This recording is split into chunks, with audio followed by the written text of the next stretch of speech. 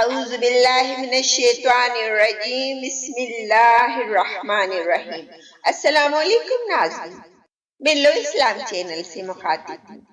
ناظرین کرام، آج میں آپ کے لیے سورہ بقرہ کا آیات نمبر 153 کا ترجمہ اور تشریح پڑھتی ہوں۔ شروع اللہ کے نام سے جو بڑا مہربان نہایت رحم کرنے والا ہے۔ اے لوگو جو ایمان لائے ہو، مدد حاصل کرو صبر سے اور نماز سے، بے شک اللہ صبر کرنے والوں کے ساتھ ہے۔ تشریح: شکر کے بعد صبر کا بیان ہو رہا ہے اور ساتھ ہی نماز کا ذکر کر کے بڑے بڑے نیک کاموں کو ذریعے نجات بنانے کا حکم ہو رہا ہے۔ ظاہر بات ہے کہ انسان یا تو اچھی حالت میں ہوگا تو یہ موقع شکر کا ہے، یا اگر بری حالت میں ہوگا تو یہ موقع صبر کا ہے۔ حدیث میں ہے، مومن کی کیا ہی اچھی حالت ہے، ہر کام میں اس کے لیے سراسر بھلائی ہے۔ اسے راحت ملتی ہے تو شکر کرتا ہے تو اجر پاتا ہے، رنج پہنچتا ہے تو صبر کرتا ہے تو اجر پاتا ہے۔ آیات میں اس کا بھی بیان ہو گیا کہ مصیبتوں پر تحمل کرے اور انہیں ٹالنے کا ذریعہ صبر اور نماز ہے۔ حدیث میں ہے، جب کوئی کام حضور کو غم میں ڈال دیتا تو آپ نماز شروع کر دیتے۔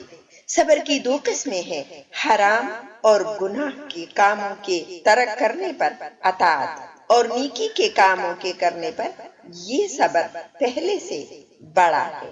تیسری قسم صبر کی مصیبت، درد اور دکھ پر یہ بھی واجب ہے، جیسے عیبوں سے استغفار کرنا واجب ہے۔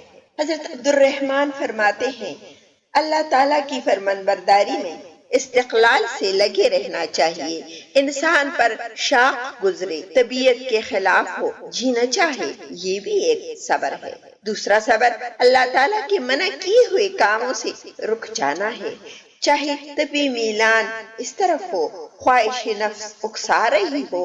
امام زین العابدین فرماتے ہیں، قیامت کے دن ایک اعلان ہوگا کہ صبر کرنے والے کہاں ہیں، اٹھے اور بغیر حساب کتاب کے جنت میں چلے جائیں۔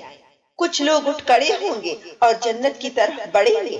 فرشتے انہیں دیکھ کر پوچھیں گے، کہاں جا رہے ہیں آپ؟ یہ کہیں گے، جنت میں۔ وہ کہیں گے، ابھی تو حساب بھی نہیں ہوا۔ کہیں گے، ہاں، حساب سے پہلے۔ پوچھیں گے، آخر آپ کون لوگ ہیں؟